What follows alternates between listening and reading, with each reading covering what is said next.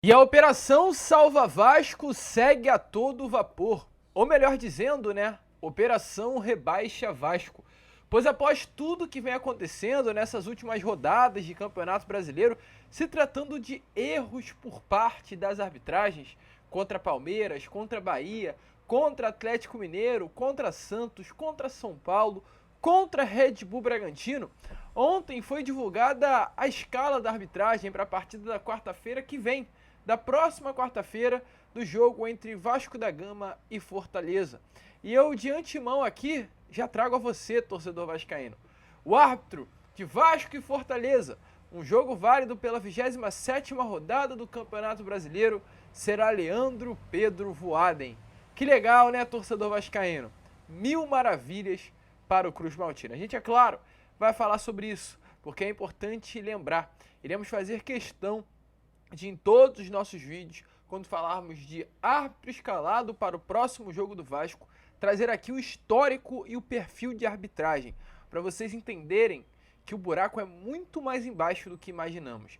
Falaremos sobre Leandro Pedro Voaden, mas também falaremos sobre muitas outras informações, até porque ontem foi dia de reapresentação no CT Moacir Barbosa, foi divulgada aí a semana de treinos do elenco, como irá acontecer. Ontem também, terça-feira, foi dia de pagamento da última parte do aporte da empresa norte-americana. Falaremos aqui também, neste Acorda Vascão, sobre a situação envolvendo Joseph de Souza, o cria das categorias de base do Gigante da Colina, que já realizou a sua operação e nesse momento vem se recuperando dentro do CT Moacir Barbosa. Tudo indica que o cria vai voltar para casa. Fica aí a pergunta: você aceitaria Souza de volta à Colina Histórica? Deixe a sua opinião aí nos comentários. Além dessas, muitas outras novidades neste Acorda Vascão, nesse primeiro vídeo de terça que já chega com bastante novidade a você, torcedor vascaíno. Porém, é claro, antes de começar o vídeo, antes de deixar todos muito bem informados, né, sobre o nosso Cruz Maltino, como sempre fazemos aqui no canal, quero dar as boas-vindas a todos que estão chegando aqui pela primeira vez. Para quem ainda não me conhece, eu sou o Lucas e você está no canal do Gigante Vasco, o canal do torcedor vascaíno. E ó, Vascão, é o seguinte, você que está aí do outro lado e ainda não é um inscrito do nosso canal, vem agora aqui embaixo e já se inscreva no canal do Gigante Vasco. Contamos muito mesmo com a sua ajuda. Além disso, é claro, principalmente ative aí o seu sininho de notificação e deixe o seu like, o seu joinha, o seu gostei, que é fundamental para o crescimento do nosso conteúdo. Tranquilo, rapaz? Então, o canal do Gigante Vasco conta muito com você que está aí do outro lado para seguir crescendo dentro da plataforma. Porém, vambora, rapaziada, vambora, sem muita enrolação, porque é um Acorda Vascão bastante movimentado nesta manhã de quarta-feira. Movimentado até porque ontem, né, foi dia de representação do elenco Cruz Maltino, lá no CT Moacir Barbosa. O elenco do Vasco se representou após 2 dias de folga. Lembrando, o Vasco entrou em campo no último sábado contra a equipe de São Paulo, onde recebeu aí o visitante, não conseguiu conquistar a vitória, muito pelo contrário, a partida terminou empatada pelo placar de 0-0 para mais de 20 mil torcedores. O Vasco não conseguiu conquistar a vitória em cima do São Paulo dentro do Caldeirão. Domingo foi um dia de folga, folga essa normal, que já costuma acontecer mesmo, né, após os jogos do Vasco da Gama. E após a folga de domingo, segunda-feira, Ramon Dias deu mais uma folga ao elenco vascaíno. Além disso, é claro, ontem, terça-feira, após a folga, foi dia aí de reapresentação de todo o elenco do Vasco, em exceção a Gary Medel. O volante chileno, que hoje é um zagueiro, né, mas é um volante de origem, está entregue à seleção do Chile. Com isso, não pôde aí ficar à disposição de Ramon Dias para essa sessão de treinos que estarão acontecendo até a quarta-feira que vem. O Vasco treinou ontem no CT Moacir Barbosa, treinará hoje também no CT, treinará sexta-feira amanhã, aliás, treinará quinta-feira, né, amanhã também no CT, na sexta-feira no CT, no sábado no CT e no domingo no CT. A expectativa é que na segunda ou na terça-feira, muito provavelmente na segunda, o Vasco possa realizar um treino em São Januário, o que vem costumando acontecer nas partidas que antecedem ao jogo no Caldeirão, assim como aconteceu contra o São Paulo, né, nesse último sábado, 2 dias antes da partida, ou seja, na quinta-feira, o Vasco treinou em São Januário. Então há expectativa para que o treino, na segunda-feira, 2 dias antes da partida contra o Fortaleza no Caldeirão, possa ser realizado dentro de São Januário. Outra informação importante aqui a trazer a vocês, né, pois além, é claro, da representação do elenco no CT Moacir Barbosa, ontem, a terça-feira, foi marcada também pelo pagamento da empresa norte-americana. O Vasco hoje é novamente um clube milionário. A empresa norte-americana, assim como assinou em contrato, deveria pagar ao Vasco da Gama um valor de 126 milhões de reais. O valor original era de 120, porém com juros e correção monetária devido ao atraso de mais de um mês, a empresa norte-americana teve que pagar um valor na casa dos 126 milhões de reais, ou seja, 6 milhões de reais apenas de bônus, de juros aí, pelo atraso por parte da empresa norte-americana. E ontem foi recebida aí a última remessa desse aporte. O valor de 36 milhões de reais caiu nos cofres do Vasco da Gama e exatamente por isso todo o valor previsto para o ano de 2023 em contrato foi pago. A primeira parte já tinha sido paga, né? No meio do ano, durante ali o período de janela de transferências, houve um adiantamento desse aporte e depois desse aporte de 30 milhões de reais, o Vasco recebeu mais ou menos em 2 vezes o restante dos valores. Então hoje o Vasco é um clube que tem na sua conta 126 milhões de reais. A expectativa é que com essa grana o Vasco possa pagar clubes, né? Pelos atletas, como Jair, pagaram o Atlético Mineiro pelo volante, pagaram o Atlético Tucumã por Manuel Capasso, pagaram o Nacional do Uruguai por Pumita Rodrigues e pagaram o Lille da França por Léo Jardim. A expectativa é que o dinheiro que hoje o Vasco tem em conta saia exatamente para pagar esses débitos que tem com outros clubes. Tranquilo, rapaziada? Mas o que importa é que a grana caiu, o que importa é que o Vasco hoje é um clube que está novamente milionário. Como é bom ser milionário. E olha, vascaíno, falando em milionário, em proporções distintas, diferentes, mas quem hoje está com muita grana e está inclusive milionário é Joseph de Souza. Você lembra dele? Sabe quem é Joseph de Souza Dias? Não? Faço questão de trazer a você. Joseph de Souza Dias é um cria das categorias de base do Cruz Maltino, um jogador que hoje tem 34 anos de idade, iniciou a sua carreira no Vasco da Gama lá no ano de 2008. 2008 foi o primeiro ano de Souza como um profissional do Cruz Maltino. Em 2008 foram 17 partidas pelo profissional e nenhum gol marcado. O seu grande ano de fato foi em 2009, quando o Vasco conseguiu acesso à Série A do Campeonato Brasileiro após uma queda à Série B e o Souza atuou durante 20 partidas. No ano posterior a 2009, em 2010, o Souza começou a temporada de 2010 com um grande momento, né? Inclusive tem 27 partidas nesse ano de 2010 com a camisa do Cruz Maltino e não à toa foi vendido para o Porto de Portugal pelo valor não, né? Porque não tem aqui em mãos o valor da época, mas foi vendido ao Porto de Portugal por um valor consideravelmente alto e passou 2 temporadas no clube português. Após esse período em Portugal, o Souza chegou a retornar ao Brasil, vestiu camisas de Grêmio, São Paulo, rodou aí o futebol brasileiro e lá no ano de 2015 e 2016 foi onde ele iniciou a sua carreira no futebol europeu. Tem passagens aí por Fenerbahçe, Besiktas e nesse momento ele ainda tem contrato com o Beijing Guoan, futebol chinês. O Souza tinha contrato com o Besiktas, clube turco, apenas até o final do ano passado. Inclusive houve uma conversa do Souza com Paulo Brax no CT Moacir Barbosa, no momento em que o contrato dele estava para terminar com o clube turco. O Souza revelou o seu desejo de voltar ao Cruz Maltino. Porém, nesse momento em que o Souza revelou o desejo de voltar ao Vasco da Gama, o Souza também revelou a lesão que ele tinha e o impedia de ter um bom desempenho com a camisa do Besiktas. O Souza, além de revelar o seu desejo de voltar ao Vasco, revelou também uma vontade de vestir a camisa do Gigante da Colina no ano de 2023. Era uma pretensão do Souza, no meio do ano, após passar 6 meses parado, se recuperando, vestir a camisa do Vasco da Gama a partir da janela de transferências. Porém, durante um período em que o Souza estava ainda no mercado livre, após o contrato com o Besiktas ter sido finalizado, o Souza recebeu essa proposta muito boa do Beijing Guoan, uma proposta que o interessou, uma proposta que o chamou a atenção, muito provavelmente também pelo lado financeiro, mas principalmente pelo lado esportivo, pois o Souza entendeu que indo ao futebol chinês, ele conseguiria fazer essa recuperação das suas dores no joelho sem passar por uma artroscopia, ou seja, sem passar por uma cirurgia no joelho. O Souza acreditou que tendo uma recuperação moderada, as dores acabariam sumindo naturalmente e ele poderia conseguir voltar a jogar bola sem ter que passar por uma mesa de cirurgia. Porém, o que aconteceu? Ele assinou o contrato com o Beijing Guoan, chegou no meio desse ano de 2023 e as dores ainda continuam para o Souza, ou continuavam. E exatamente por esse motivo o Souza entrou em um consenso com o departamento médico mesmo do clube chinês e entendeu que seria melhor o seu retorno ao Brasil para passar por um procedimento cirúrgico e tentar voltar aos gramados. O Souza tem números até muito bons com a camisa desse clube francês. Aos 34 anos de idade e 20 partidas são 4 gols e 2 assistências, números bons de fato para um volante como é Souza, porém um volante de qualidade para armar e qualidade também para pisar na área e entregar com participação em gols para a sua equipe. Porém, torcedor, o que acontece nesse momento? O Souza passou pela artroscopia, essa artroscopia foi realizada inclusive pelo médico do Vasco, e após a artroscopia o Souza se recupera dentro do CT Moacir Barbosa. Há um contrato vigente com o clube chinês, mas a informação ontem que tivemos e trazemos aqui a vocês agora, através inclusive de uma bela conversa entre Zé Colmeia e o Dieguinho lá do canal Futebolaço, é que o Souza tem um grande desejo hoje de retornar ao Gigante da Colina. É um desejo gigantesco dele de fechar a sua carreira vestindo a camisa do Vasco da Gama, e não à toa ele realizou, a sua cirurgia com o médico do Vasco e está fazendo a sua recuperação dentro do Vasco da Gama. Qual é o objetivo do Souza nesse momento? Conversar com o clube chinês e pedir a sua rescisão contratual adiantada. O Souza não quer permanecer mais na China. Informação que o Zé Colmeia e o próprio Dieguinho trouxeram ontem é que o Souza abre mão de quase 2 milhões de reais para rescindir esse seu contrato com o clube chinês e automaticamente assinar um vínculo contratual com o Vasco da Gama.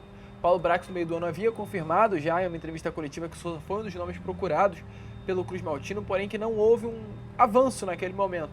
Mas a expectativa é que para hoje sim, Souza e Vasco da Gama, essa novela que já se perdura diversos anos, possa acontecer. A expectativa é que no ano de 2024, o cria das categorias de base do Gigante da Colina volte a atuar com a sua camisa do coração. E aí, vascaíno, você gostaria de um retorno do Souza? Coloque a sua opinião aí nos comentários, pois nesse momento está mais perto do que nunca de que o Souza voltará ao Cruz Maltino.